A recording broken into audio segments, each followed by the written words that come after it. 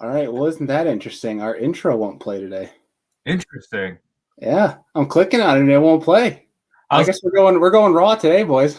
I was like, where's the noise? I know. I'm clicking.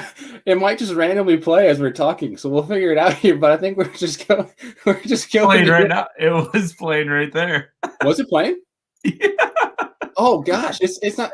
I was clicking it multiple times. Well, I guess we're just going into it today. We're not going to bother.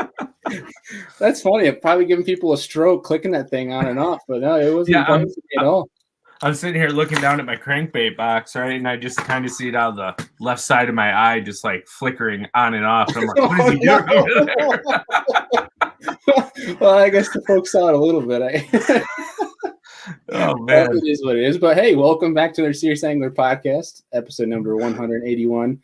I'm your host, Bailey Eichbrett, and we are with the captain, Mr. Andy Full. What's going on? Oh, I love the salute. You added the salute now. I like it. Hey, I could start like dabbing or something, but we really don't. No, man, I wouldn't do that. That's 2019, bro. Come on, now. That's fine. I like living in the past. Jeez, getting spiritual on the folks, man. But dude, speaking of the guiding stuff, you've got some new clients that have put in deposits for this year, so that's hype. So we're up to 3, grabbing some ground and moving along, and got a couple more I'm waiting to hear back from. So if you guys want to go catch some big smallies, let's go. I can't wait. I'm so amped. I want to go pull my boat out now and go get it all serviced and ready to go, but it's like all of 11 degrees outside and snowing. So yeah. Apparently they're smashing down in Virginia right now. Some big large heads, so we can take the boat down to Virginia for a week. Yeah, you can take off work. Yeah, if I didn't have travel restrictions with work, I would have went yesterday. So. Well, real quick for the folks, we have a really sweet episode today. Obviously, we're having Mikeybalzz on talking deep cranking, but before we get into it, real quick, another reminder to join our fantasy fishing group on Bassmaster if you guys are doing that.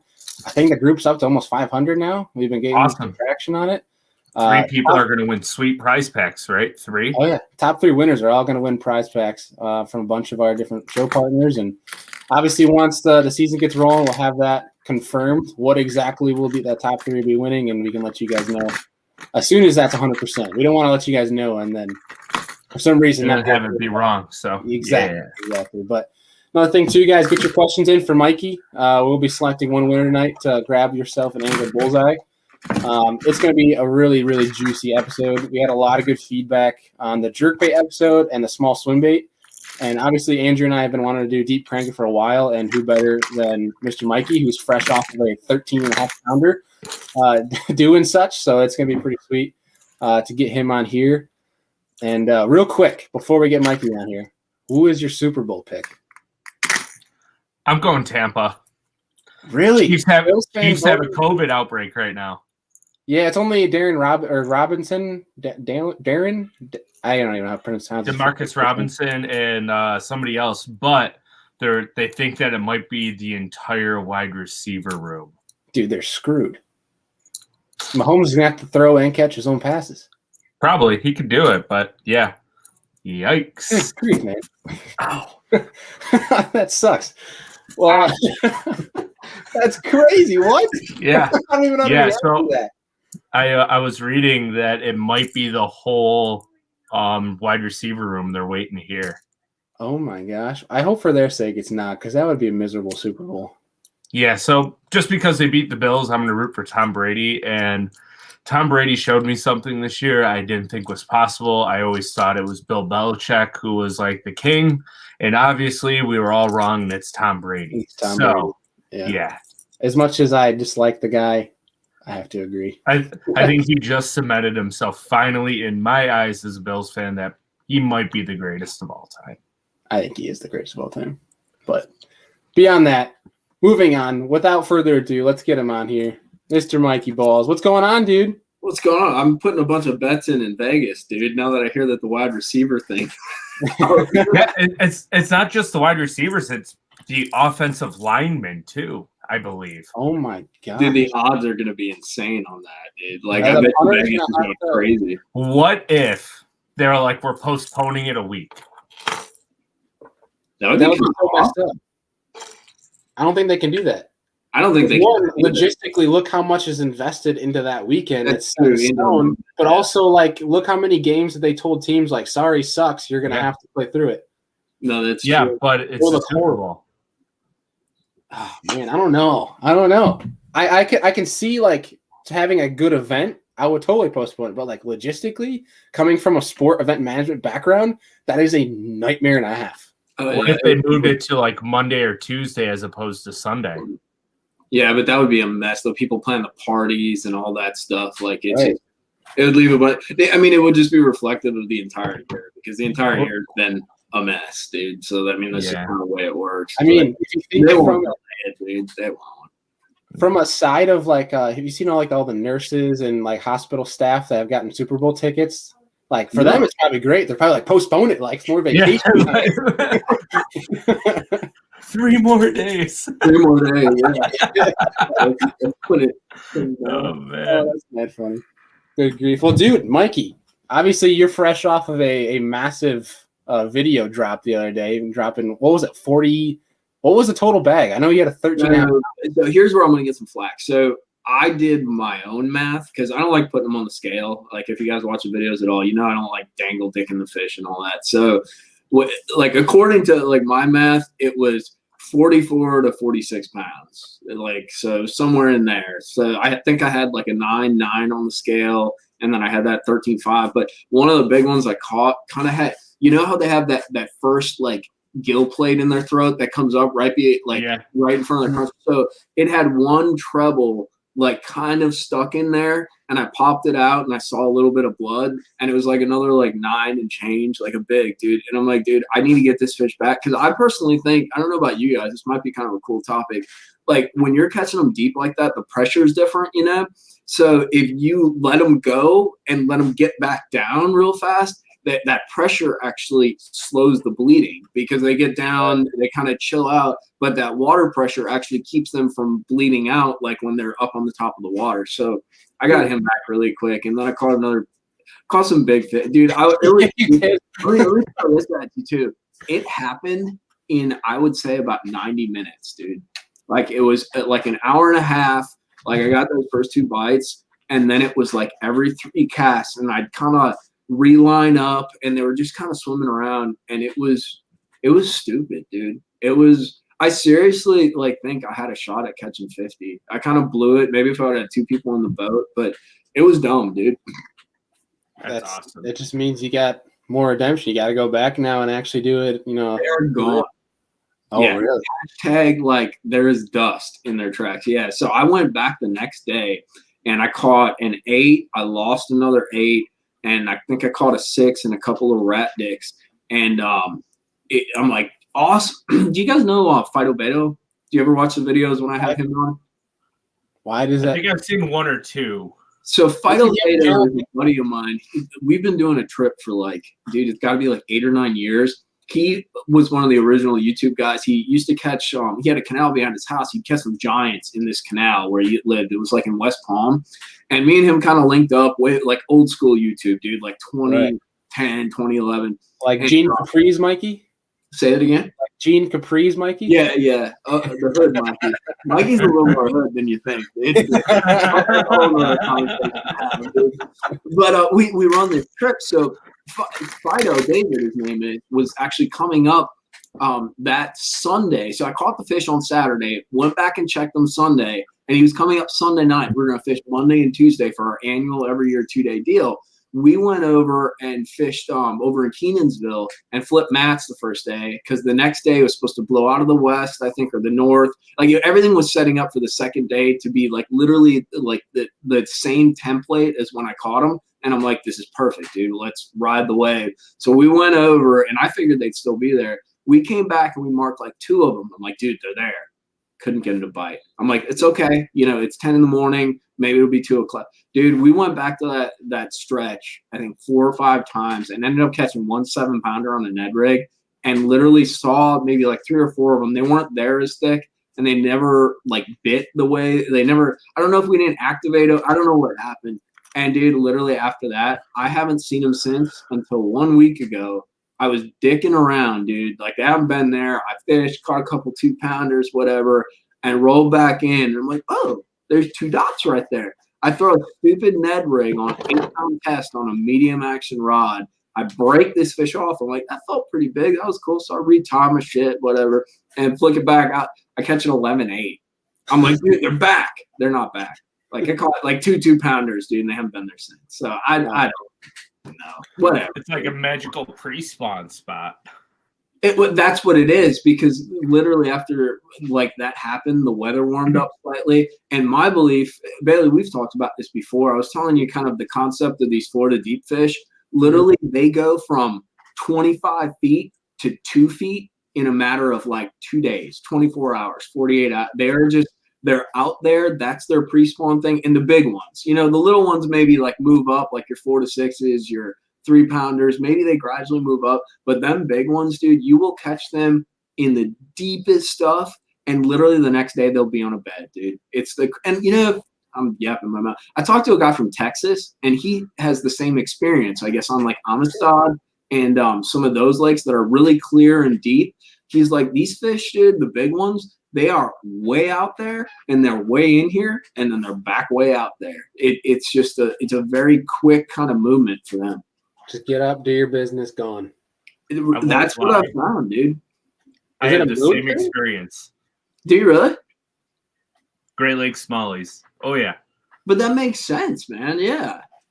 Because there's nothing, at least on the lakes I fish, other than like a little bit of a grass line, there's nothing in between. I mean, there's some bars and stuff they might move in on, but like for those big ones, like they don't, I've tried to catch them in between, and like maybe they're in 6 to 8 feet of water and I can't scan them, which is very possible, and they're swimming, and like, unless you fish everything, because these lakes are pretty flat, they're not super dynamic.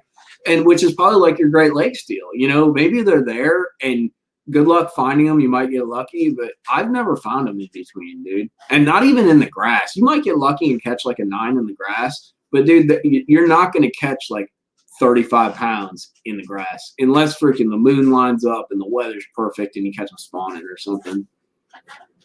It's fair.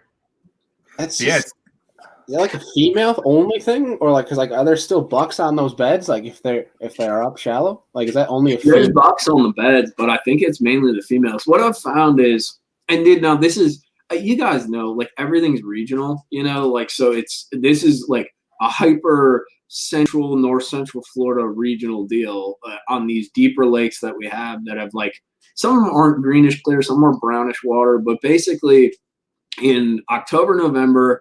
All of a sudden, you're scanning around 8 to 25 feet, 10 to 25 feet. You see these giant schools, and you can catch like 60, 70 fish in a day.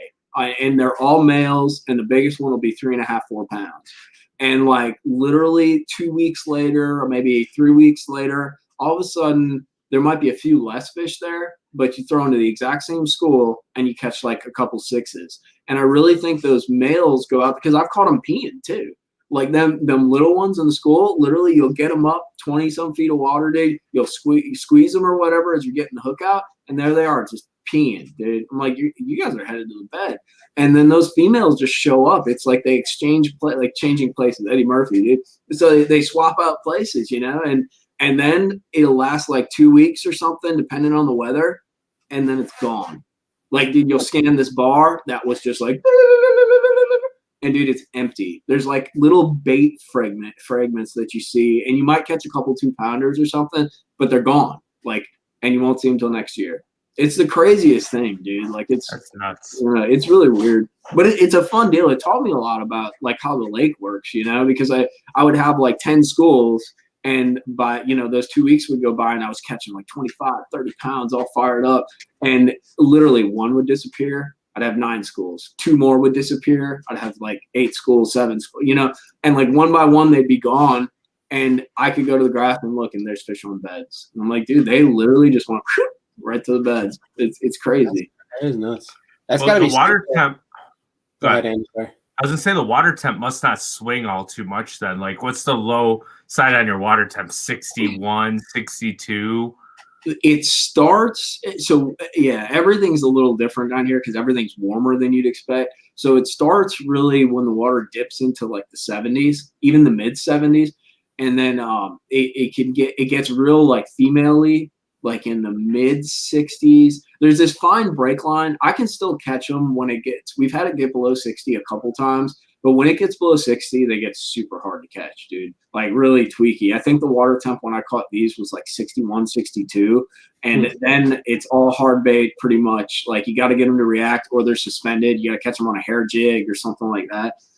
But yeah, as that water then warms back up, here's the weird thing that I found. So now that I'm fishing in Alabama, so we got ledge season, right? You know, post spawn, those fish go straight out to the ledges. I found the water temp correlation is almost exactly the same, but in the opposite sort of chronology as the ledge fish. So as the water drops into those like upper 60s, you know, mid 70s kind of temps, my fish go out. Whereas in Alabama, as the water rises to those temps, those fish spawn and they go out. So it's kind of like the inverse of the exact same action that's occurring. It's crazy how much they're alike because I catch them the same ways as you would ledge fish up in Alabama, dude. Yeah, cool. I'm sure you definitely got to find some areas then when you have fish coming to you and fish like coming to you in both directions, right? Moving up and coming back out. I'm sure you find those areas where you. That's the thing that I found though, dude, which really pisses me off is they don't go back out to that. Literally, it's a pre-spawn deal. They do not show back out on the same stuff. Like I won't see fish. If I get lucky, I might see fish there in like late summer or something along those lines, like July, August. Sometimes they show up on that kind of stuff, but literally I won't see those fish until next year, dude. They're gone. It's just really weird. These lakes aren't that big, so I've gotten really granular in the way that I've graphed them and mapped them with my electronics. I use my Lowrance as a fish log to a great extent, so my symbols correlate to what's down there as well as dates. So like when I'm looking at my stuff, like literally, like I'll have spots and bars that are dated for like 12/18, 1/18, 2/18, and I will never see fish there unless it's like like maybe late November through February. Otherwise, they're never there. It's really weird. It's a pre-spawn deal, man. That's crazy. That's actually really creative too. Talking about dating, your waypoints and stuff like that. You know, dude, I think there's a lot since we're becoming more analytic oriented. You having your sports background. I mean, you look at baseball now, dude. If it was like 5, even like 6 years ago, we'd never look at baseball. Oh, no. Now. And there's so many opportunities to do that with fishing, and to in missed opportunities. There's ways to integrate stuff into the graph. I think that's why too. A lot of these graphs are going to become like not what's the word when something becomes dated and it's no longer viable? Outdated? Yeah, well, it's not. No, I forget what the word is, but I think like expired. I forget what the right word is, but basically, like the graphs have so many opportunities to really not only show you data but to collect data. That I wonder if tablet integration into some of our setups. I've done it with some of my Navionics stuff, but none of it's really networked together in a very viable way because everyone has their proprietary, OSs for their graphs and their own software and that. But if there was a way, there's apps and stuff, but you're still like using your phone and it's not integrated. But there's so much data that you keep in there that could be integrated into a fishing log or integrated in some kind of date system where you can sort, filter, like drop it into a database, an access database, and really have like more info that's chronological or type oriented that you can filter. There's just an opportunity there that I think some of these graphs are missing. Some of these sonar companies. All right. You may have just given them $1 million idea too. Dude, I'm not #pro, so they don't listen to me. Well, I'm just thinking like how it would be actually pretty sweet to pull up like one of the settings on there and have like zip files, and you can literally just like type in what you're looking for and it just loads. And I don't know why you can't do that. The other thing that I kind of want, we were talking about before we got started, is like voice to text too.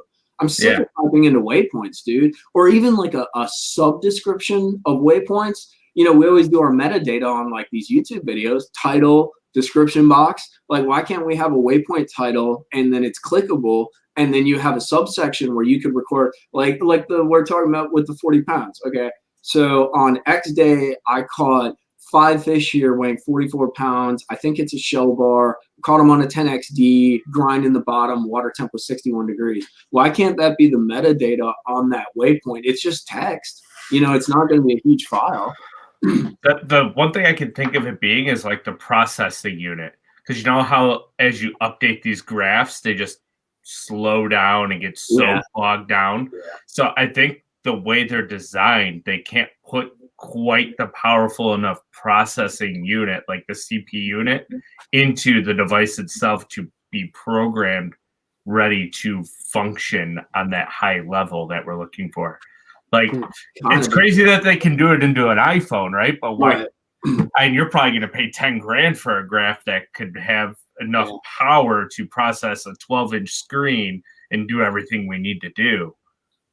I think that's part of it. I think the other thing, if you guys are into computing, I think it's a heat question too, because these are sealed units. So even if they have the processing power, like right below me, I guess right here, like I'm all turned around, dude. I built a computer and I got like a new AMD, what is it, the Ryzen 9, you know, like the 3550, like some great. And dude, the thing is super fast, but it's amazing how when I bring it down to Florida, and if we have the windows open and it's 70 degrees in my room, how my like, you know, I'll be running maybe like 4139 instead of 4345 like gigahertz, and it's 100% a heat thing, dude.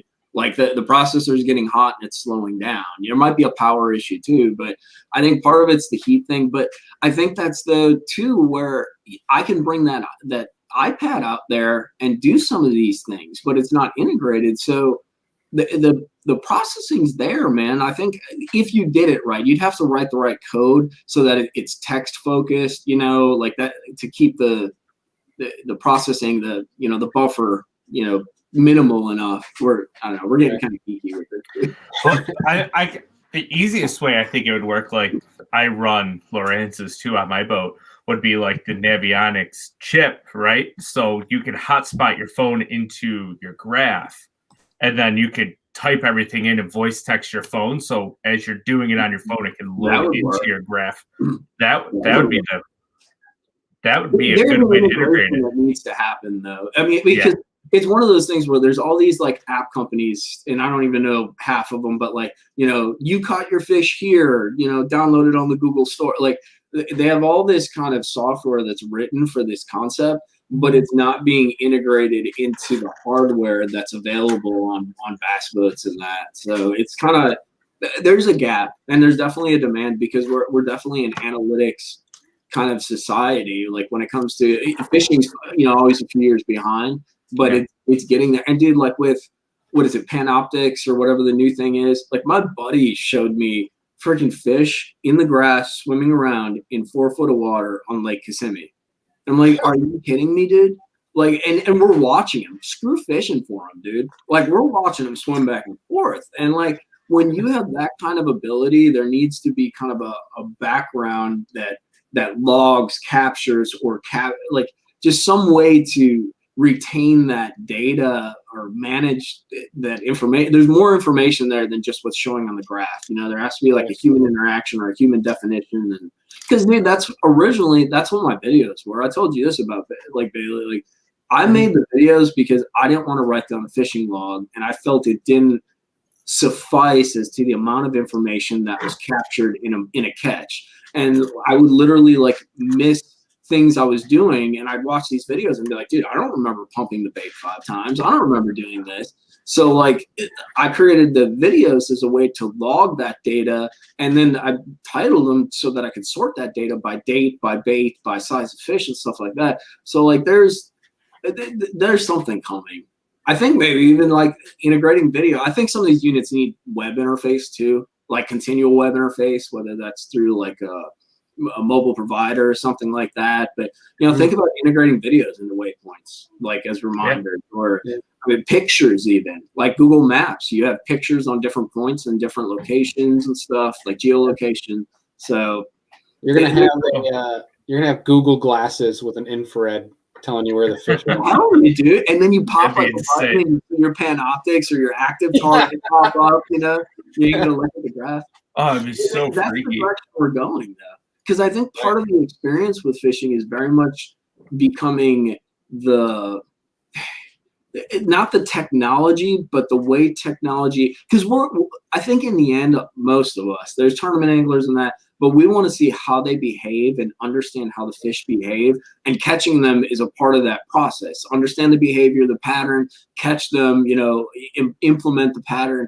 And I think people desire to see that information, and that's as much a part of the experience now as catching them. I know I get as fired up when I see 5 bigs on my downskin as I do when I actually catch them, because I know they're down there. I've seen them. I know what my graph tells me, and dude, I'm like, holy shit, they're down there. Like, this is gonna be so cool. Like, so integrating that portion of the experience into a more direct relationship with the angler, I think, is something that's like going to happen. Right. That's super interesting.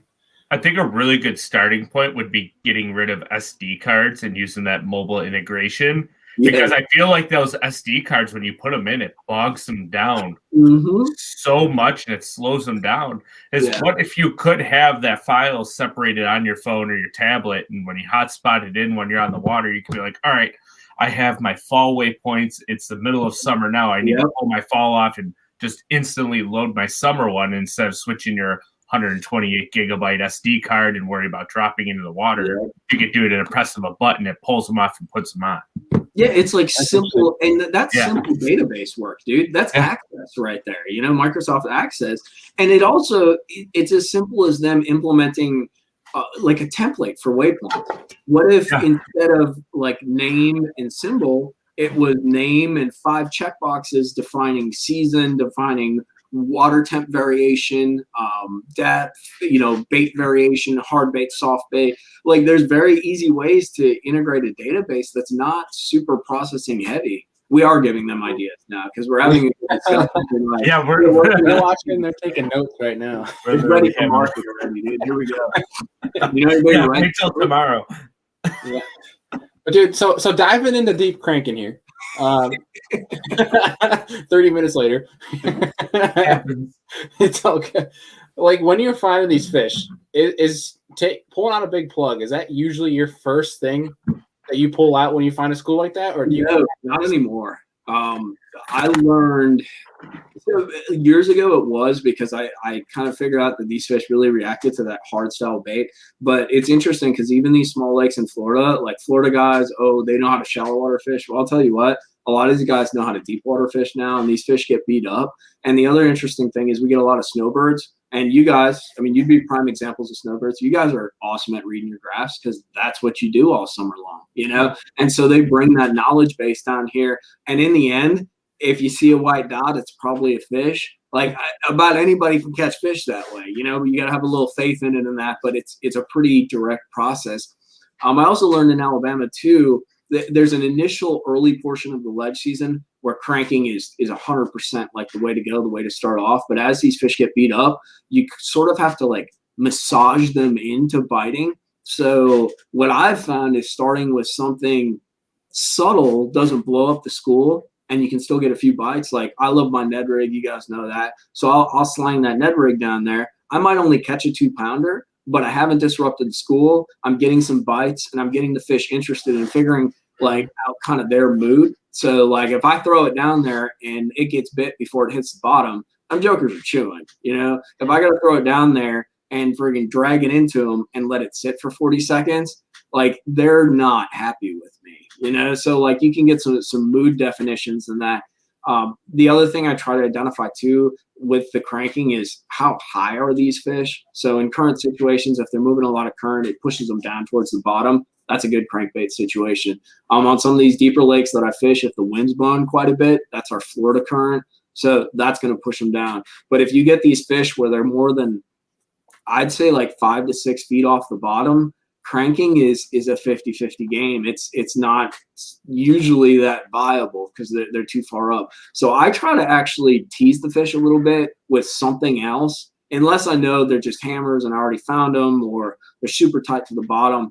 I try to get a feel for kind of their mood before I bust out that crankbait, and especially before I bust out a 10XD. There's a lot of subtle crankbaits I'm open to throwing. Like I don't think I have any. Yeah, I didn't bring in my small box, but a great example of a crankbait I would start with is like a DT16 or a DT20. That is the most gentle crankbait to ever walk the earth, dude. It will not rust the school up. It'll not aggravate the fish. However, if I throw a 6XD down there or like a crushed C15 or whatever, like I'm going to blow it or I'm going to catch them. So that's kind of how I play it. In this situation where I caught that 13, I actually did the same thing. I marked these fish and I went, the wind was blowing so hard. Usually with drag baits, I'll set up into the wind as much as I can or into the current.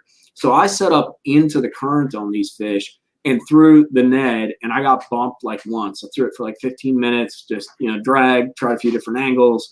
Nothing happened. And at that point, I had still seen fish on the grass swimming around. So I'm like, what the hell, dude? I'm like, let's send it, So I actually moved up above them.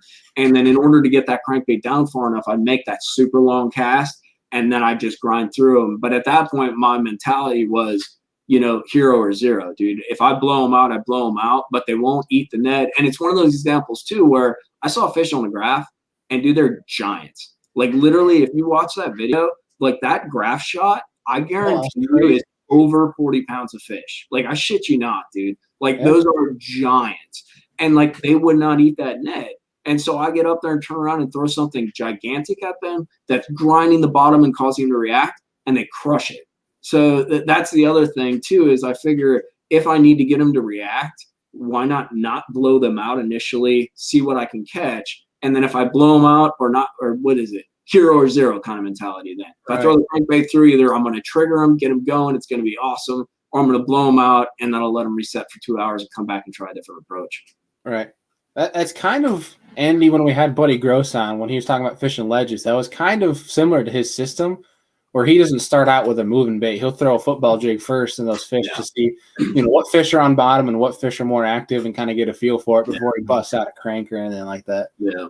We can also get a feel where they are too, because even if they're down there and they won't eat a drag bait, you hit them jokers. So like you'll feel like where the hard spot is, with that football jig or like a Carolina rig. So you'll be like, and you'll feel it. And then you'll also too know one of the big things in Alabama, it's not so big here because there's really more brim on some of these shell bars than there are shad, but you'll feel like the tick tick. And if you get a bunch of tick tick, dude, there's a butt ton of brim down there. So you can modify your bait presentations, maybe darker colors, maybe more brim like crankbaits, which actually like kind of comes down to like I always run around with shad stuff and brim stuff, because in 90% of the situations that I fish, like they're either going to bite something like that, kind of that's got bars, can get really but something like that, or something that looks a little more shad stuff. This kind of is even more of a crossover too,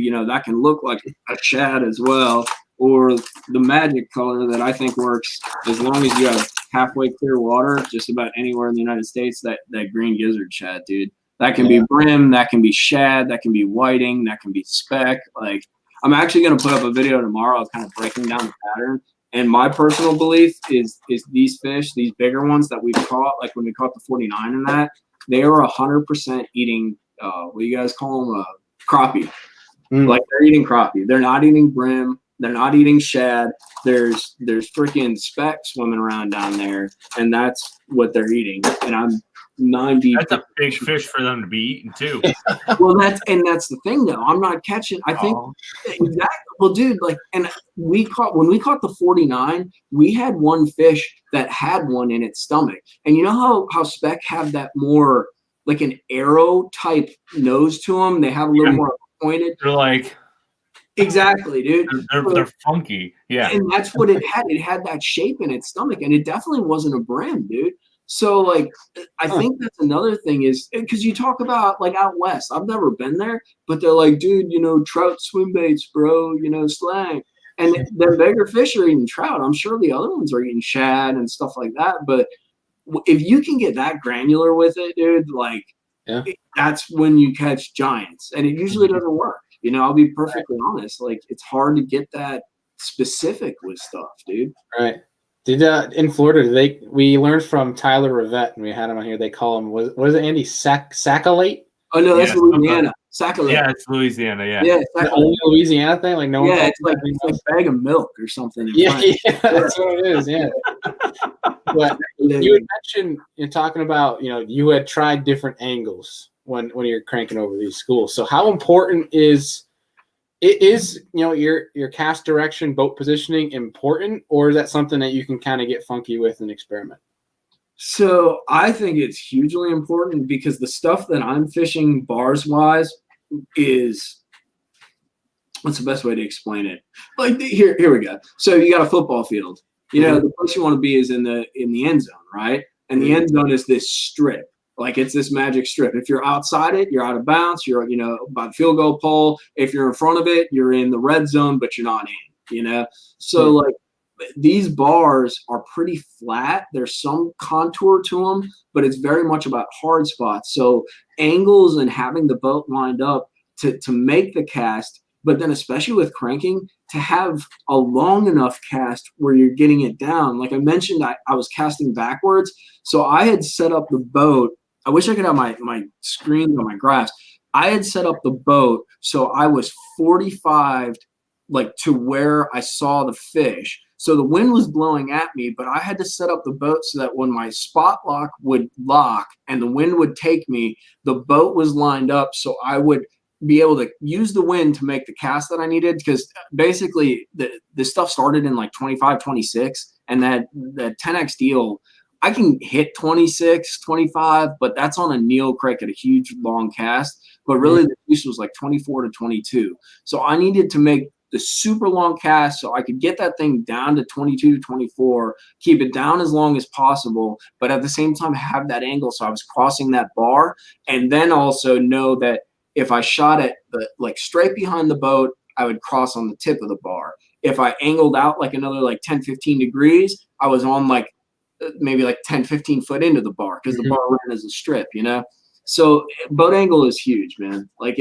I think it's more important on like those TVA legs when you're talking about current, because then you have deflection that needs to look right with the way the current's going. On my stuff, it's more angle of the structure and then ability for the bait to work in the correct manner, which means long casting in a lot of situations.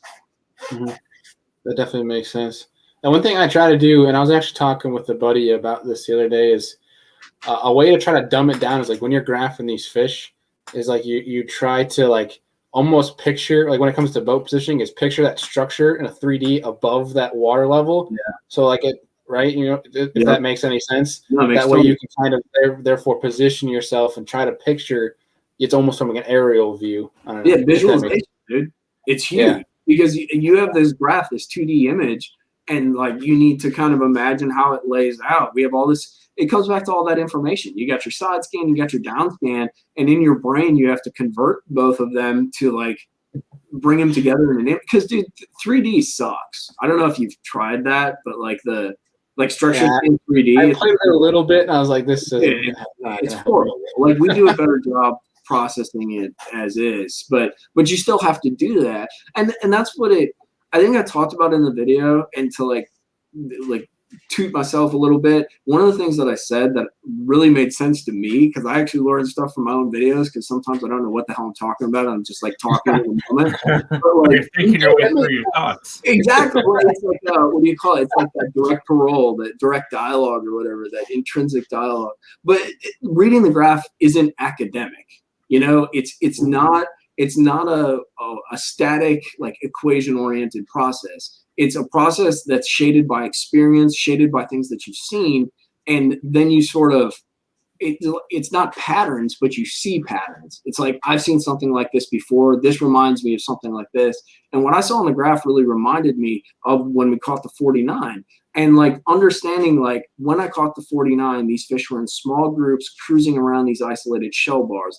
That means they're probably in small groups cruising around this bar. I can't make one single cast because they might be there at 1 minute, but if I cast again, they might have moved because I spooked one or I pulled them off the bar because I caught one. So I need to make sure I'm fan casting and covering this whole bar because they're moving. They're moving and eating. So this cast could work every 7 casts, but I can't make it every single time. I need to shoot this one.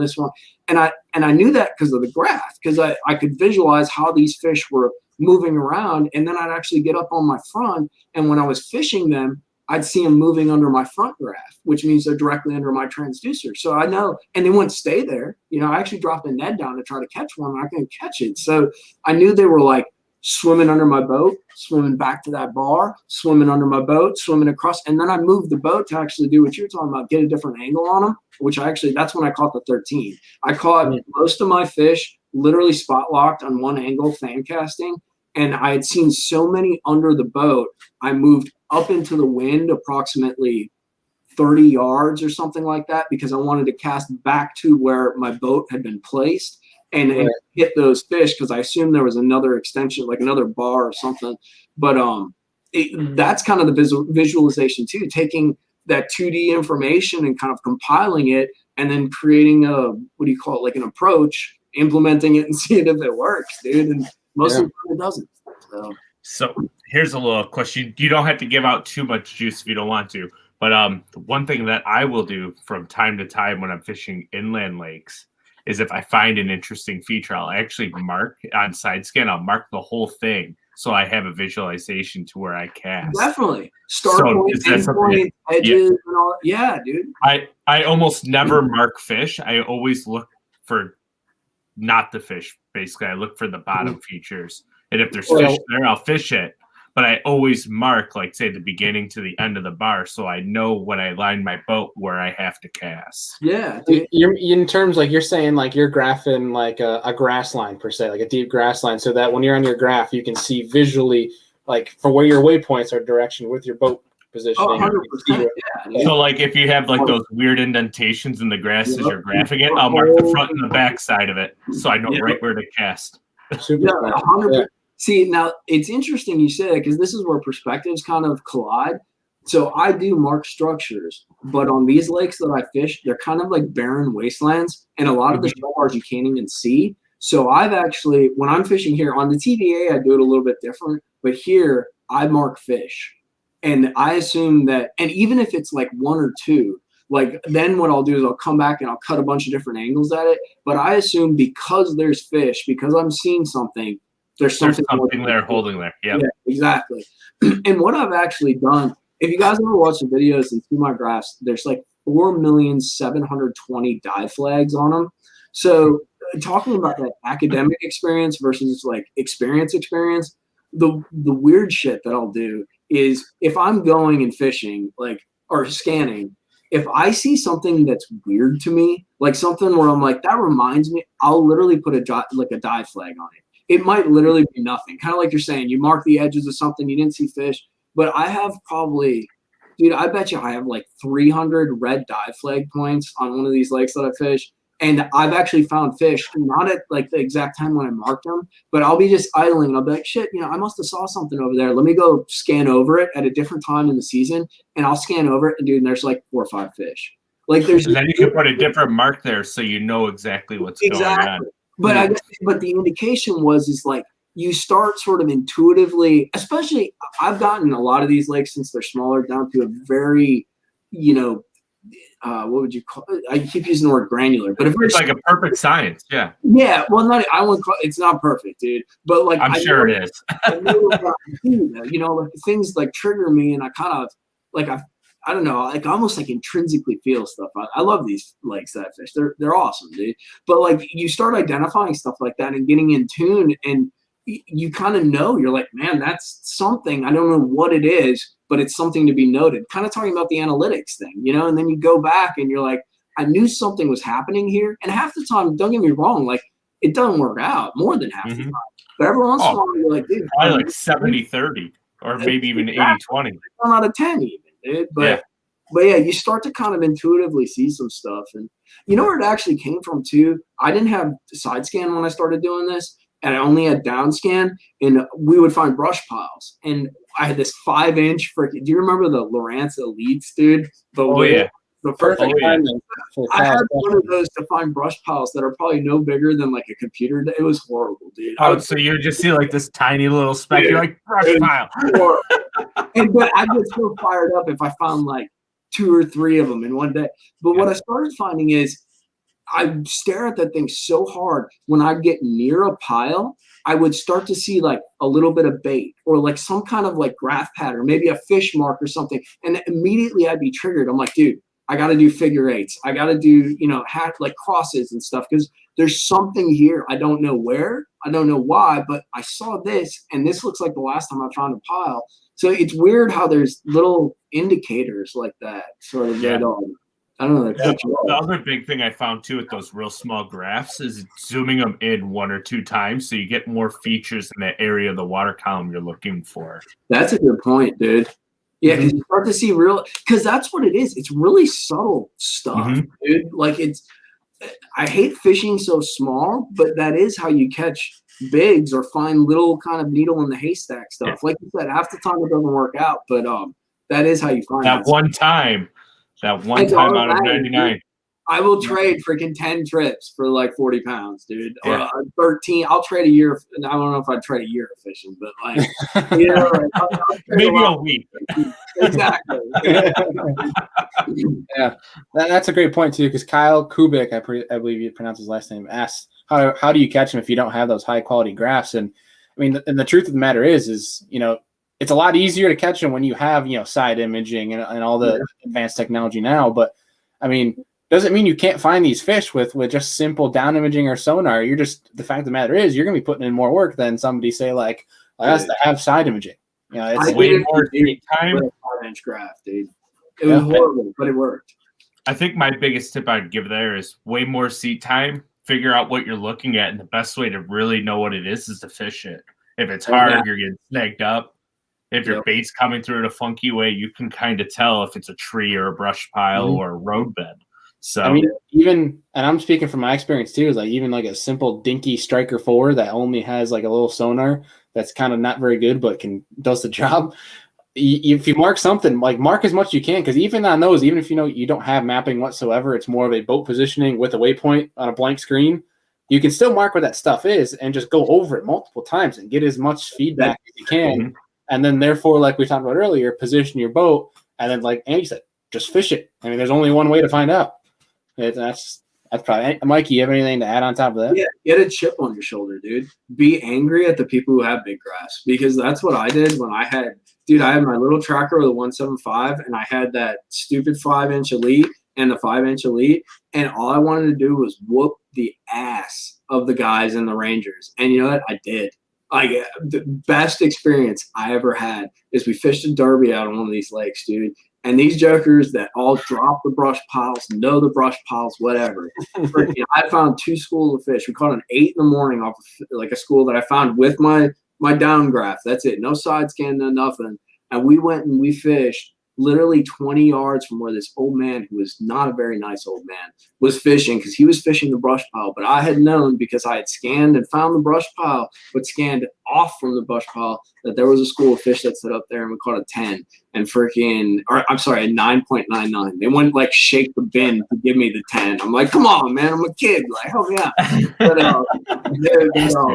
the best experience was though, you got all these guys with these, and they're super nice guys, don't get me wrong, but they got these awesome graphs and that. And we go up there, we had 27 or 28 pounds, and second place was like 12 or 13. And dude, it took a ton of work, because we only had the down scan and like idling around. But dude, the cathartic feeling of that and like knowing that you put that work in, and it also was a good payday because that literally like helped me to pay for my first HTS 12, like the old Gen 1s or Gen 2s or whatever. So use it to put a chip on your shoulder. You might have to work harder, but dude, if you really enjoy doing fishing, it's not going to last that long because you're going to find a way to make your stuff better, to get better. And this shit's going to become more affordable.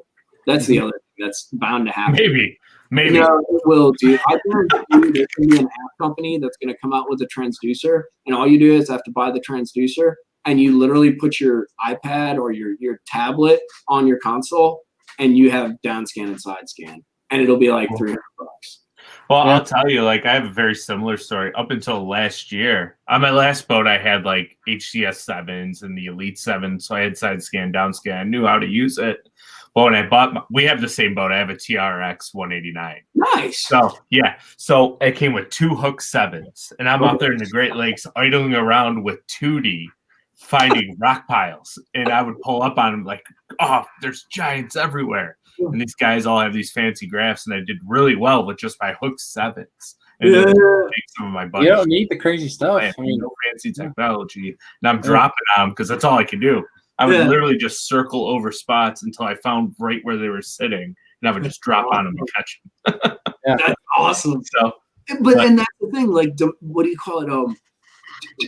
Restrictions and parameters create innovation too, because you took an approach that they probably weren't taking because that's all you could do. You know what I mean? And in a way, you ended up doing something different. So like, that's kind of cool thing. Like sometimes you can use what you consider your disadvantages to actually be advantages, man. Oh yeah, I think confidence. If you don't have confidence in what you're doing, you're gonna be already running back home. So you have to have confidence. Yeah, and like say and Kyle, if you're still watching this, dude, like you get after it and you get after that grind with just a simple 2D and you put that work in and like you bust your ass, like, and then that time comes when you get a graph with that side imaging, you already have a leg up on a bunch of people that have become lazy with that side imaging and all that advanced technology that might not have had that 2D, and you can take that grind into that, and dude, it's crazy the amount of the crap that you're gonna find, like the amount of time you put in. And the other thing is too, half these people that have these fancy graphs, they start them on GPS and 2D anyway. So don't use them. That is true. Yeah. Real quick, Kyle, we're gonna give you the angler bullseye because that was a really good question. I think we got some really good information off of that. So shoot, if you can, Kyle, shoot us a message over Facebook or Instagram if you're following us, and we'll get your information, send you out that angler bullseye. But here's a question for you. I know Andy and I were both curious about this because this is something that we've debated for a while, and I think we still do, and that's short shank versus round bends when it comes to your treble hooks. I'm the worst person to ask because I'm so lazy about that. You run stock hooks. Now we know. When I do change them, I change them to short shanks. I've on a couple occasions on accident bought the long ones from Tech Warehouse, but I do run the short shanks because they hang up less. And when I'm fishing in Florida, I run really big hooks when I swap them out. Like I forget how big are the ones I put on the 6XD. You can go bigger too. Well, that's the whole point because they don't hook each other. So, like the worst experience you can have, there's like 3. Actually, this is kind of funny. The 3 worst experiences you can have with a crankbait are casting a spinner, freaking casting and the bait falls up, or long lining and the bait falls up, or 3 freaking like you bring the bait back and your hooks are married to each other and you wonder why you like missed the fish that slammed the piss out of the bait and didn't get it. So yeah, that's kind of why I go with the short shanks. Ironically though, on the 6XDs, I'll change stuff out. On all the DT series, I'll change stuff out. But those 10XDs, they're stocked garbage like Chinese hooks, but they work, dude. Like you don't need to change them out too, so you don't have to worry as much. Just exactly, dude. And if a fish is gonna eat that damn thing, like they eat it, dude. Yeah. And if they don't, they're like running into it, or you're like. I've snagged so many fish with those things, dude. Like back to the head where it pops up the top and just like so it's. I wouldn't worry too much about a 10XD, but on the smaller ones, short shank and then swap them out. Okay. I can't even imagine like swapping hooks on a 10XD. It's got to be like a 2-aught treble. Like that's just massive. Oh yeah, it's true. You don't fish them up here, so. Oh really? Yeah. You need to try. I bet you, because dude, I've caught a ton of like 8 to 12-inch fish on that stupid thing. Like it's kind of like a big spoon deal. Yeah. It's like, what were you thinking, bro? Like, like it's just kind of funny. But they eat it, dude. What's your rod setup for throwing a 10XD? Do you have old school? You can't even get anymore. You're blowing my video for tomorrow, dude. Like, come on. No, it's on the 10XD. It's an old Powell Max 3D. It's the 7115 power. And then I have the Max had another one they made, and it was the 804. And they're both cranking rods. And that's what I use for 6XD. But it's that rod, longer. It's a composite rod, not a straight graphite, or not straight graphite, not straight fiberglass. 12-pound fluorocarbon red label on the 10XD, which is a lot lighter than most people throw. And then on this 6, I try to throw 10. It's dangerous, like, because I'll throw an 8XD on 10 too. That's freaking dangerous. Like, so like down 20 foot. That's the whole deal, dude. Like, I can get stupid down and stay stupid down, and especially with these long, like, elongated shell bars, that's huge, dude. So like the 12, I broke off quite a few times. I've nicked some line, so I do swap it up. I buy a bulk spool. That red label is super affordable. And so I can actually re-spool. It's just annoying because I spool them up for long lining, so you eat up a bunch of line. But the bulk spools are cheap. They do the job. But 12-pound on that 10. If you're fishing more around cover, go up to like 14. Just make sure it's in some kind of like Japanese label line, because the Japanese labels all are lower diameter. So like your Sunline, your Seagar, things along those lines are all less diameter than, say, your Trilene 100%. They're probably all made in the same place, but it's definitely thinner line with a higher pound test rating. Right. And here's my last question for you before we hit Andy with the last one, and if any folks have some questions for you. So when I'm cranking, a lot of times, especially when it comes to deep cranking, I go off of the Rick Clunn's, speed kills, and that's what I try to think about most times. Is that something you agree with, or do you think that I should make like more speed room? washes out the bait, or what do you mean? Speed as in just as fast as you, almost like when you're cranking, like your hand speed, trying to make that bait go as fast as it can, trying to elicit that reaction bite. I think that's when it comes to, like, because there's different genres. Like, we've become so specialized. Like, because for instance, like, if I were to start talking to you guys about drop shotting for spots, you would laugh at me and be like, that's the wrong way to do it, like, because you guys do it differently for smallies and stuff. I think deep cranking, and when I say deep cranking, it's 16 to 25, maybe even 12 to 25. It's a different ball game than throwing like your wiggle warts, your mid divers, your DT6s, and all that kind of stuff. I think speed kills on that kind of stuff, but with your deep stuff, you want to get it down there and you want to grind bottom, because them jokers usually, if they're that deep, they're potted up. They're not just. I mean, my fish, even though they're swimming around, they were in groups of 3 or 4. Like they're. I don't know. I don't know of examples of deep fish where they're not grouped in some manner. So you're really looking to trigger them, and speed and bottom contact, which I think is directly married to that concept of speed, is 100% like together. Now, if you're throwing like a wiggle wart or a DT6 down a riprap bank and the water temp's 51 degrees and they're like pre-spawn late winter, dude, or get it down to the rock and, oh, that was a nice little rock. Oh, that, I'll go. You're counting rock, yeah. Because I just wanted to kind of wave off the rock or wave off that tree. But no, speed is fire. Like the faster I went, the harder they would buy it. Awesome. Andy, you got anything for Mikey before we turn it over to the folks? Yeah, man, send it over, because I have a feeling we're gonna have some good questions coming. Hopefully. Well, can I ask a question to you guys really quick? Yeah, man. Like, so you guys asked me a million questions. How do you guys deep crank up by you? Deep grass lines. What kind of baits, and how do you, like, what's your general kind of like template? I know people seem to not like them, but obviously I'll throw like 6XDs, 5XDs, 8s, but I'm trying to remember the model name, but the Yozuri makes the deep one that they were selling for like $1 a pop at Stream. What's that? Is it the hardcore version? I believe it's hardcore. Yeah, it was like I'm trying to remember. It was like a 15X or something. I can't even remember. I know what you're talking about. Okay. Yeah, but I got that one, and that was really nice for the brown fish. So what kind of grass, and are you like getting it down and ticking it and like popping it, or are you just running it over it? So the idea for me is trying to line yourself, like Andy said, I would go through and I'd mark that deep grass line, and I'd go back through, and I would try to hit it just right, so where I'm right next to that grass line, so I'm not hitting it, but I'm also kind of taking some of the branches of the stems that might be out, and I am popping it out of there, but for the most part, I'm just burning it, because a lot of those wolf packs are just cruising along that deep grass line, and you're just running into them. You'll catch 3 or 4, and it'll be like 15, 20 minutes, and you'll catch another couple, and it's just they're cruising along it, and you're just hoping to run into them. And the bottom's hard right next to that grass? Sometimes I'm not even hitting bottom. Really?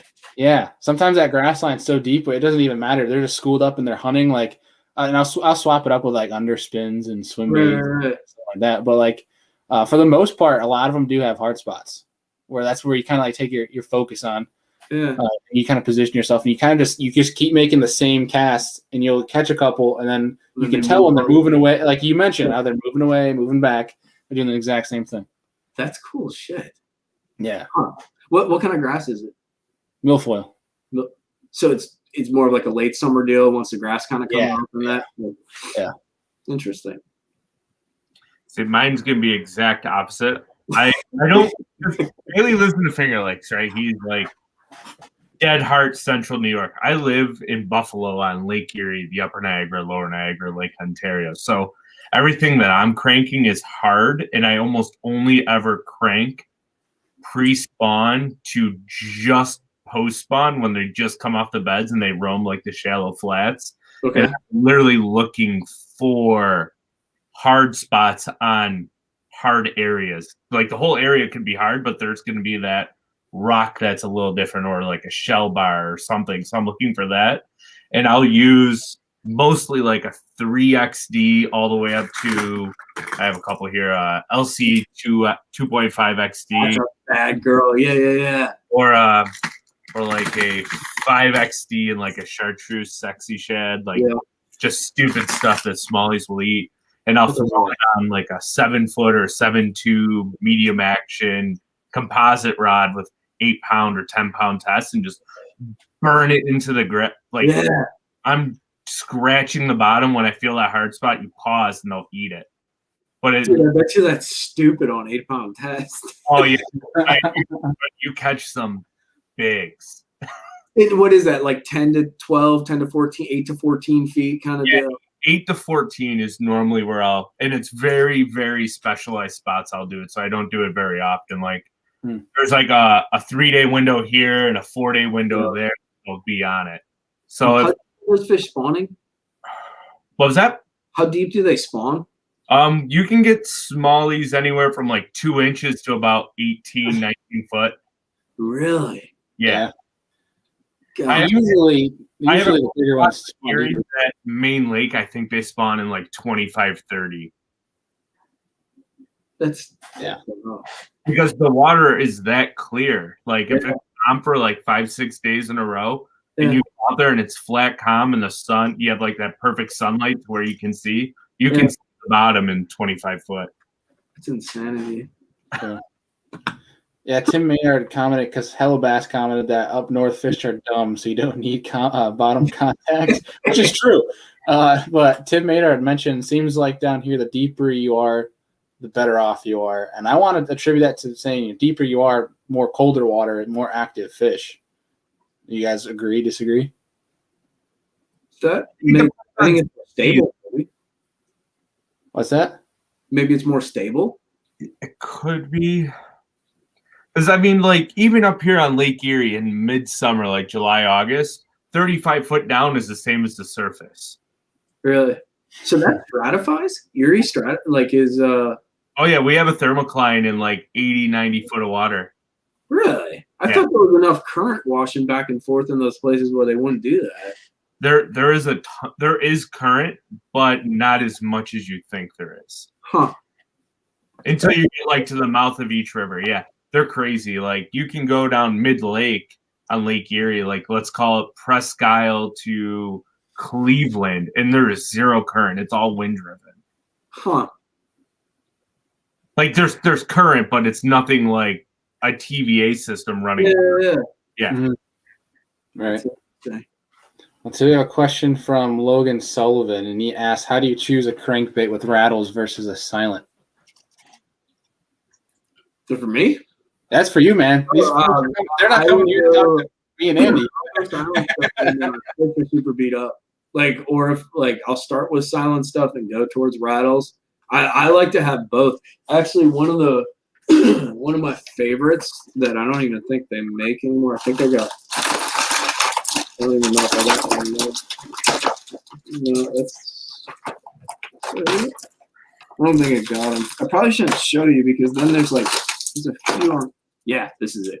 Okay, so bait, nothing there. It's a Crush 25. They don't make it anymore. There's some online. Don't go buy them all because I was supposed to do that like 6 months ago and got lazy. But I'll throw that.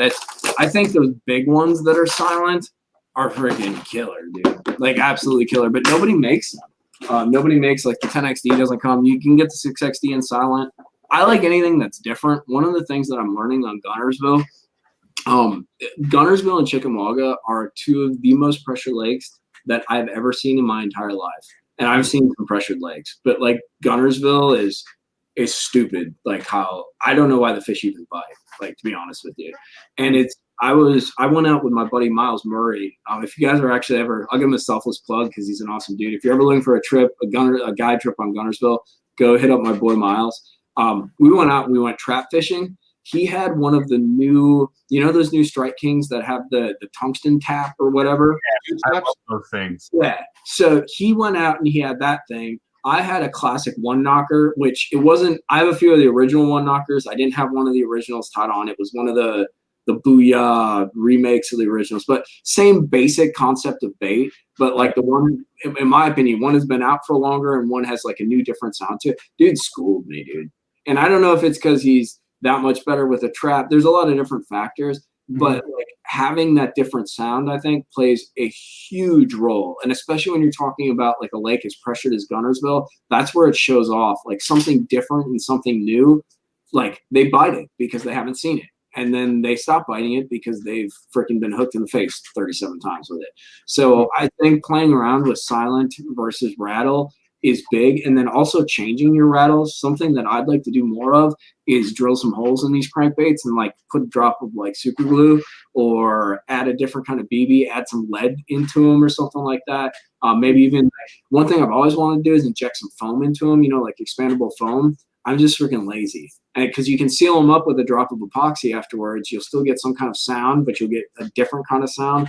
I think that's a big play because I know using different body shapes plays a big difference, and that's water displacement. This would be like sound, audio display. I don't know what the right word is, but the body shapes make a huge difference. So that's water displacement. I'm sure the sound does too. By putting that foam in there too, I bet when you pause it, it's gonna sink a little slower too. Because it's gonna give it a little bit of it's gonna put almost like an air, like an emulsification of air in it. So it's gonna cause it to float a little more with the foam. It could be some stupid stuff. I got a buddy from years ago who was one of those tinkerer kind of guys, and he'd always play around with cranks. That joker would take.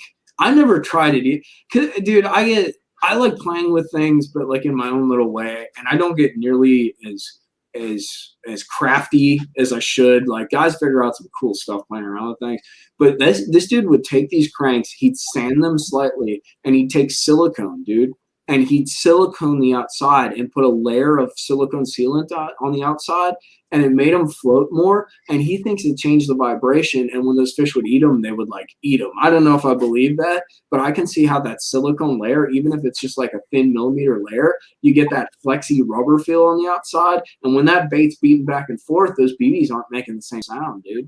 Also, when that fish eats it, it's going to have more of a texture to it, so it might hold on to it a little better too. I mean, at some point, we're crazy thinking that. Like, I mean, who's stupider, us or the fish? Obviously, us. It's one of those things. But like conceptually, it seems interesting, dude. Right? Yeah. Let's see, Backlash Pro asks if you'd be more excited to catch a 7-pound spot compared to a 13-pound largemouth. That's one thing though. I'm very fortunate to have caught a lot of big largemouth and found some places where I've learned how to catch them and like tap into the resource. I am 100% down with catching a 2.5-pound fish on a fishery where a 2.5-pounder is a trophy class fish. Like everything is relative, dude. Like when I went to Smith Lake, there's a lot of rat dick spots in Smith. Yeah. I was stoked as hell to catch like a 2-pound spot, like fired up. Now I know there's a lot bigger spots in there because I kind of learned in that. But dude, I'm down with, as long as something pulls on your shit and like it goes a little bit and like you get a bite and you figure something out. It's all relative, dude. Like I will catch anything. It's fishing, dude. Like, and then part of it, I think we talk about figuring out the code. You're not always going to figure out the pattern, but we're always striving towards understanding. And whether it's understanding how to catch a 1 pounder or a 7 pounder or a 10 pounder, I don't care. It's the same. I wouldn't have moved to Alabama if I didn't want to learn. I'm not going to catch freaking 40 pounds in Alabama, odds are, unless I find some pond. That's just the reality. But what I am going to do is be able to learn about how to catch smallmouth, learn about current, learn about spots, learn about fishing different types of cover, riprap, rocks, points, different kinds of lakes. I'm going to learn a bunch of stuff, and that's almost what I'm more interested in now than anything. Right. So we have 2 questions here from White Whale Fishing. First one, he's asking about suspend strips. If you play around with those at all with the rate of rise from crankbaits, and also do you play around with any lead, to make those deep cranks rise slower? No, the only time I play around with lead is on swim baits, actually, like big hard swim baits. I'll actually to get down. I'll Texas rig them with a little bobber stop, but I have not played around with rise because basically I want these baits to rise pretty quick. I don't want a super slow rise because I'm grinding them on the bottom, and when I pause them, if you guys ever actually look at like what a crankbait looks like a 6XD when you're super grinding it, even in shallow water, when you pause it, it actually doesn't rise right away. If you got like a bit of line out, like if you have your buddy cast to you and grind it, so they need, since they're plastic, they rise pretty quick. They need all that rise. Otherwise, they don't end up getting off the bottom. If you ever long line, JT Kenny taught me how to long line. And one of the things that he showed me and explained to me was, so you get the bait down, you're long lining, you're grinding. You need to like wave at the bait and actually give that bait slack line. You can't just stop reeling and point your rod at it. You need to kind of like push your rod out and give that bait slack. Otherwise, that bait isn't going to stop and rise. So I'm not too concerned with rise on that. I will play with them on jerk baits and stuff like that with water density, depending on water density. Super interesting. Andy, anything left for Mikey before we let him go here? Nah, man, this was awesome. I learned some stuff there. I used to do it a lot more than I do now, and I'm going to start doing it more this spring because there's a cool little cold water deal I have with smallies where they'll get on it. And last year I couldn't get them going because I had the timing wrong. So this year I'm hoping I can. When do you guys start fishing up there? Probably. About 3 to 4 days after the ice leaves my lake. You don't go out ice break style and like punch into the no. I wouldn't be able to because Lake Erie is so vast, and if the way it flows from Ohio to Buffalo. So I literally have to wait for all of that ice to leave, and they have an ice boom that blocks it up until the lake gets less than like 250 square miles, I think it is, or something ridiculous. Right. Then they pull the boom, and then if we don't have any wind, it takes like another 2 weeks for the ice to leave and go down the river. But literally like 2 to 3 days after that ice leaves, the water will go from 32 to 38 and it's on. Really? Yeah. That's crazy, dude. You're getting all antsy and all that. That's kind of cool. Yeah. Yeah, we usually get ice out around early March-ish. Yeah, I guess that's one I remember from Wisconsin. Yeah. For Bailey, it's March. Some years for me, it's May. Dude, I wouldn't be able to handle it. That's the one thing. Wisconsin was cool fishing wise, but I couldn't deal with drilling holes, dude. It was cool like the first 3 times, and then it was like enough. I hear you. Yeah. What'd you say, Andy? Sorry. I mean, even though my ice doesn't leave till May, I could always drive 2 hours to where Bailey lives and fish in March. So that's not that bad. Yeah, you will be doing that this spring. Be a roomie, dude. Hey, bro, can I come crash for a couple nights? I got a spare room. There you go. Come on up. What are friends for, right? Yeah, dude. But before you sign off, you guys are always welcome down here too. If you ever want to come to Florida and screw off, or come down to Gunnersville, we actually have an extra bedroom. You guys can spoon together. You seem pretty friendly, anyways. You guys can spoon in the extra bedroom and come down and fish Gunnersville or Smith. Really good stuff coming up there. You know where we're up? Your boy Mike Schnupp. Oh, Mr. Schnupp. Mr. Schnupp is awesome. He's actually caught some bigs out on some of these lakes, man. He came out with me a couple times. Mike is one stand-up. Have you had Mike on the show? Yeah, we've had Mike on. I fished a derb with him, and was it November? No, it was October. Oh, yeah, he's living in Pennsylvania now. That's right. Yeah, dude. Yeah. Nice. Heck yeah. I love Mike. Is soft-spoken, awesome, great dude. Mikey's good. Dude, Schnupp is the man. One of the nicest people I've ever met in my life. So no doubt. And he can catch some bass too. Oh, dude. Don't let him sneak by you. He's all like, "Hey, how you doing?" And he whooped my butt on Erie. Boy, what's that? You got to watch out for his little boy. Oh, really? His kids get. I heard he plays some good baseball too. Oh yeah. Oh yeah. And he's a stick. And he's a stick. That's dangerous, dude. Mikey kicked my butt for the first couple hours on that Erie derby we were in, Andy. I came roaring back though. I came roaring back, but it was a good time. Mikey's good people. We'll get him back on the show here soon. You guys still broke the rule. We had a no net rule, and you guys were out there pondering with. Okay, you were gonna use a net, but you couldn't get it out. So get out of here. You had no rule. You're bickering on your freaking podcast. Oh, we do this all the time. We do this all the time. We're like brothers. It's okay. Yeah, it's okay. It goes with the flow of the show. You hear us argue about like chatterbaits and types of rods. Like it's funny all day. All the time. About so many things. But dude, it's been a pleasure catching up with you, man. It's been awesome to get you back on the show. I wish we could have you on more often, which you're always welcome to come on the show if you want to come on and talk shit with us. I'm always down with talking shit. And I enjoy these conversations. I haven't thought about the graph concepts that we talked about. Like these dialogues, I think for people like us, we kind of get creative and we start thinking about shit, and it's interesting the directions things take, even if it never comes of anything, it definitely creates a discourse and makes you think in ways that you weren't thinking before you had these conversations. Here's a random thought. What if with live scope, one day, like Lawrence came out with the technology, you could literally click on a fish as it's swimming, waypoint it, and it will just like track the fish like infrared. Like heat seeking? How would that be? That would be bad. I think they're sitting on a gold mine, because I looked at my buddy's Panoptics when he was staring at those fish on Kissimmee, and I think they need a Netflix show where you can literally just watch that shit and watch the fish swimming around. Because I would just turn that on in the background and like look up and grin at the TV. Dude, it'd be awesome. It'd be better than having a fish tank, dude. I would binge the hell out of that. Oh, it'd be sick, man. Like it'd be cool. And just the graph shots, like it's like the fireplace, but for fishermen, dude. Like you don't need the fireplace. It's just like, oh, that's 40 pounds. That's a 7-pounder. Look at that brush pile. This is a bridge. Like I find it so cool how much you can really tell the mood of the fish from looking at it. I don't care about looking at them. I use it when I've used it because I don't have it on my boat. Literally, the most gratifying thing I figured out from is you can tell the mood of the fish as soon as your bait gets near it.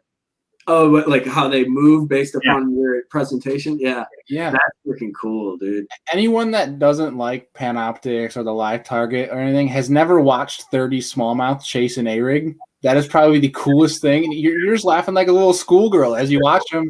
And like it's almost as good as catching them, dude. Like it's it's fun. But it's like Andy said though, like my buddy and I were in a tournament and we were throwing A-rigs and you see this massive school just following it, but they wouldn't commit to it. So we tried speeding it up, and we would have never known like if those were if they were chasing your bait and optics. We speed it up all at once. Just you got throttled. And you were both looking 2 at a time. Like it was crazy. And it just shows its effectiveness. And like if anybody hates it, it's because they've never used it. And then once they use it, they'll never talk crap about it again. Well, and you can never turn back. Everything always moves forward, whether you like it, whether it's political, whether it's whatever, dude. Like you can never rewind, dude. There's only forward. So that's what's gonna happen, dude. Yeah. Just so they don't get in, and maybe this is a topic we could talk about on another show, but like I'm always against them banning the A-rig. Like I think they did it for commercial reasons, and it was very stupid because it worked or whatever. Because every bait has its cycle. Yeah, it works. Definitely down on that cycle. Like they banned it because it worked, and you can throw other bait, which is stupid. I just hope they don't get into some kind of little restriction stuff with some of this technology things, because it takes the fun out of it. The fun is the catching and the process, and this just highlights that more and more and gets people more engaged. And if you start restricting and regulating that, it's going to be a mess. So here's my thought process on it. Who has more marketing money, Picasso when they came out the schoolie rig, or Lowrance? Yeah, Lowrance, 100%. So why would Bass or FLW ban Lowrance? That's true. They're going to lose all of this money that they have possibly coming in from advertisement. Which come back to say it's all about that money. Yeah, if Picasso threw up $1.5 million, let's just call it $1.5 million, and sponsored the tournament, and was like, let's make it an A-rig only tournament for the Elite Series, they would have been like, all right, let's do it. Like a good idea. Yeah. So like, nope. No, I agree. I'm just concerned because there's always, in the end, like, demand will always kind of win, kind of like with the way MLF is having to deal with the 5 fish limits now instead of their classic format and playing around with that. But like, demand and what the customer or the consumer wants to see, and that will always kind of push its way through in one way or another. I just hope they don't go and manipulate the process too much. We'll see. Here's another hot topic you could have too. What is more dangerous to a fish? Proper fish care in a live well, or hanging a 13-pounder off a scale for 45 seconds? Like what I did? You're a dick, dude. No, I'm not saying you're on the left when they go to Lake Fork and those guys catch 10, 11 pounders and 9 pounders, and they literally sit on a scale for 2 minutes hanging by their lower jaw in the name of conservation. That's true, but I'll be honest with you, I like that because I think those fish in a live well, dude, is not good. Like, maybe in spring it's fine, but you start pushing into like late spring, early summer, and I don't care what your water temperature is. It's terrible for them.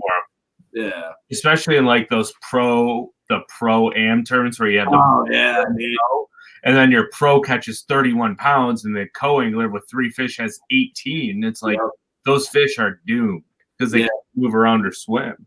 I guess what they need to do is they need to figure out the process better. Because I think that way, I think Bass is doing that. Is that right? Like the weigh and drop. Like, I think that's cool. It creates more action on the water. Where everybody stands. But they do need to. There needs to be less of the dangle dicking. There's a right way to weigh a fish. Because one thing that I'm always obsessed with is like, because I shoot the video, so I'll catch the fish. I'll be like, this is awesome because it's awesome. But especially if it's a big, I'll throw them in the live well, turn the live well on. If I really want to put it on the scale, I'll get the scale out, try to do that as quickly as possible, get them back in the live well, and then get video of that release. But like, my goal when I get them in the boat is to get them back ASAP with as little time out in the air, whatever is possible, dude. Because I do think those fish get abused a little too much. Like, sure. Yeah, dude, that's one thing I really appreciated about your 13-pounder video was how, like, if you caught a fish that you wanted to talk to the camera for a little bit, first thing you saw was that fish was in the live well, and that's what you focused on was that fish care. I think dude, I've seen guys like catch, and granted they're excited, and I understand, but like 12-pound, 11-pound, like they're the biggest fish of their lifetime, but they grab it out of the grass and they're just sitting there. And dude, they're like taking pictures for like 2 minutes with the fish. And I'm like, dude, if I was out of the water, out of air, underwater for 2 minutes, and I know in the end it's not a good process. We're catching them, we're hooking them and all that. Like, there's a reality and a common sense to it, but I want to go catch them again. So in the end, it's very selfish. I want them to be okay because I want them to grow and I want to catch them. And if we're all super selfish about it and we all have that mentality, a lot more fish are going to be swimming down there, dude. Yeah, that's a great point. I think that Bass is going to eventually move to where they kind of do a Texas Fest, where they only bring in 1 or 2 bigs that are over that slot, right? Like over 22 inches or whatever it is. I could see him kind of go into that with all this emergence of, more fish care, that trend. I could see him doing that where they still have that Bass mentality of bringing in big fish, like to hold up on the scales, but not bringing in everyone has 5. You know what I mean? Yeah. I see that. Well, your mortality is going to go way down. Would you rather have 1 10-pounder in the live well where it has the oxygenators all to itself with live well treatment, or 5 10-pounders or 5 8-pounders or 6-pounders or a mix? Like, There's way more like I'm personally, I know a lot of people don't do this, but even like early season or late season, I run my live wells all day. I always have oxygen. Oh, 100%, dude. Yeah, none of that timing crap or anything. Yeah. I have was it pump in, pump out, and recirc going or something. Yeah. Like I'm always pumping fresh water, always. Yeah. Yeah, and that's one podcast we're trying to still plan. We've been planning for a long time. Fish carry. Yeah, it was the fish care panel. Just trying to get people on from different regions of the country and talking about the different, techniques and different sciences that go behind it. I think would be really cool to get a biologist on with that panel, Andy, to talk about because I feel like there's a lot of things that people do that are big no-nos, right? I mean, a guy down in Florida shouldn't be dumping a whole bag of ice into his live well when he just caught it out of 5 foot of water. Yeah. Shot the fish. I mean, but I don't know. It's one of those things that we can dive into, and we're looking forward to it. But dude, before we sign off here tonight, I don't know if I'm the only one that's seen it tonight, but that Bog shirt in the back. So I have a couple comments of people asking, "Where's Bog?" But where are people going to be able to snag some of that Bog? My buddy will have them on bassattitude.com. Basically, if you go and subscribe to the channel, I put links to everything that I use in the videos or fun stuff like merch and stuff that my buddy makes down in the description box. You can find it there. Heck yeah. Plug.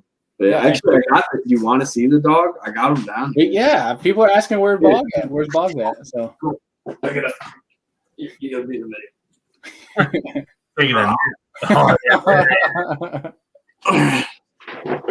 Can you wave to the camera? He's smiling too. Right there. he's all uniformed out because I don't know if you guys know, but it's supposed to be 38 freaking degrees tonight and tomorrow, and I'm in Florida. Yeah, so bullshit, but whatever. That's almost as cold as here. It's 18 and snowing. So that is, dude. It's equivalent at least on the Florida relativity schedule. So. I love it. 30 though, right? I heard. I'm sorry. It's supposed to blow 30 miles an hour tonight? Well, it already was. I could have surfed on some of these lakes, dude. If I had a little wake skate or something, I could have probably got out there and caught a wave and rode it for a quarter mile. It was ripping, dude. Good grief. Yeah, I didn't even go out today, and usually I'm all a fan of the wind. But tomorrow it's still supposed to blow 25, and I think I'm gonna work until 3-4 o'clock, and I'm going now. I don't give a shit. I'm sick of that house. So. Heck yeah, dude. We appreciate you showing us by. I love the little smile that he's got with his. Yeah. Go ahead. But yeah, for everyone who's tuning in right now, down in the descriptions, there's links to all Mikey's Instagram, Facebook, YouTube. There's a link to his 13-pounder video, which I highly recommend checking out. And then once that Bog shirt is up, we'll have to show the folks and link up in our social medias how to get themselves a Bog shirt. Do you guys should have do you guys have dogs? Yeah, man, I got a German Shepherd downstairs. Dude, we should have a super lame podcast where we all bring our dogs and have the dog next to us in a a puppy bowl. Yeah, they got 2 golden retrievers and they'll literally sit right here. Lion, dude. We could have some fun with that. And it would be an appeal. We'd reach a larger audience, bringing fishing to the pet community, bro. Put a fishing jersey on them. Yeah, there we go.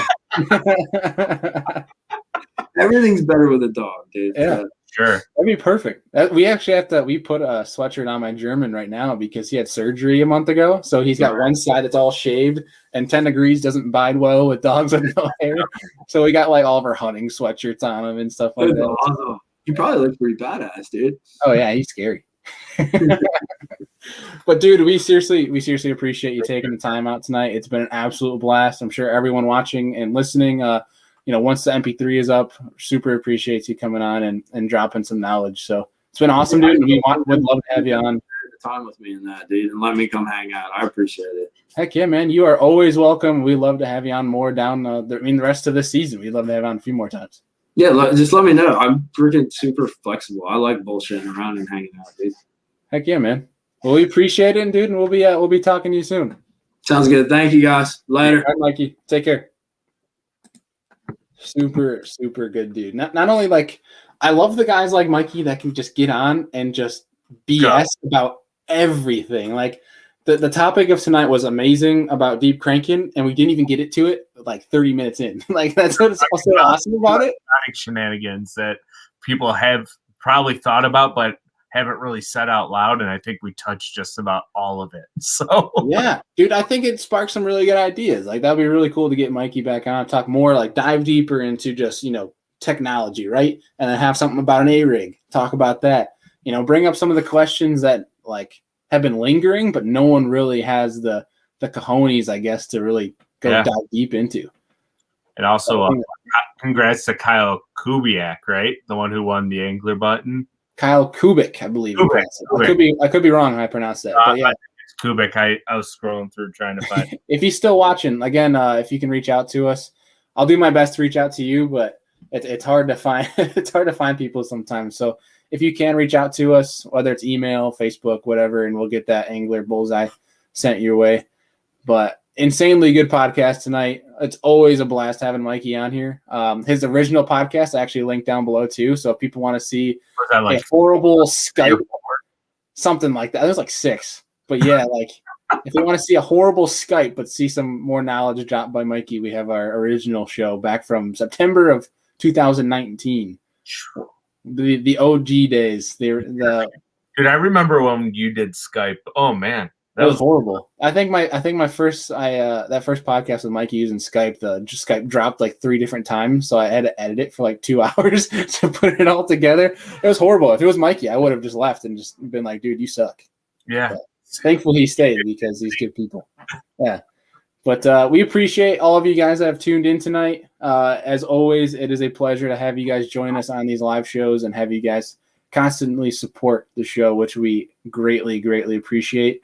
Wednesday, Greg Mansfield. We'll be talking to Greg about the NPFL schedule. Andy and I touched on it briefly. I think it was last week. Was it last week that we did? Yeah, last week I believe so. Yeah, so we're going to dive deeper into the NPFL schedule and then talk more to Greg about himself as an angler and dive deep to some techniques that he's pretty good at that I think we can learn a lot from. So the third tour, it's going to be exciting because now we have this whole new realm of unknowns. Right. Dude, it's going to be interesting because they have that one lake too that no one's been to. Yeah. So that's going to be sweet. We have the one in Texas and then the other one in Wisconsin. Something like that. We'll get into it on Wednesday. If you guys on Wednesday will listen to Greg Mansfield dive deep into that, and that's going to be a super interesting conversation. Andy, do you have anything else left for the folks before we sign off here? Yeah, I can't wait to go catch smallies in a couple weeks. I know. I'm itching to get out, dude.